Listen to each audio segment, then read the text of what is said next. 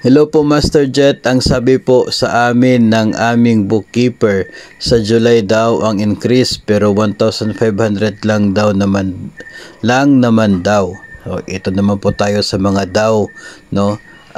Dito ayon sa ating sender, yung bookkeeper daw nila yung nagsabi na sa July yung increase.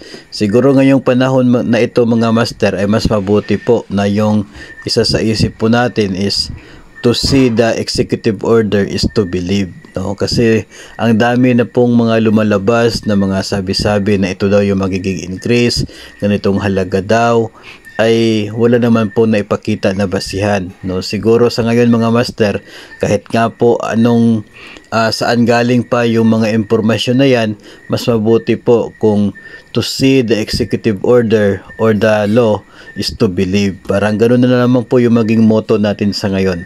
Kasi hanggat hindi po lalabas yung executive order o kaya ay isa pong Republic Act for any salary increase, no, kung wala pong ganoong lalabas ay talagang wala pong mayyayaring increase, no? So kahit si bookkeeper po yung magsabi niyan, ay wag muna tayong padadala kaagad at mai-excite masyado, kasi wala naman po siya na maipakita na talagang published order, no, ng gobyerno na pwedeng gawing legal basis sa pag-implement ng increase, no? So mas mabuti po na hintayin natin yung magiging ilalabas na order from the president, o kaya ay kung makapag-aproba ng isa pong bill para maging batas, ayun po yung hintayin natin mga master, kasi kapag ilalabas na po yan, doon po masasagot yung lahat ng mga tanong as to mayroon bang increase, how much would be the increase, when yung pag-implement ng increase, no? So doon talaga sa order, sa legal basis na yan, masasagot yung napakaraming tanong natin.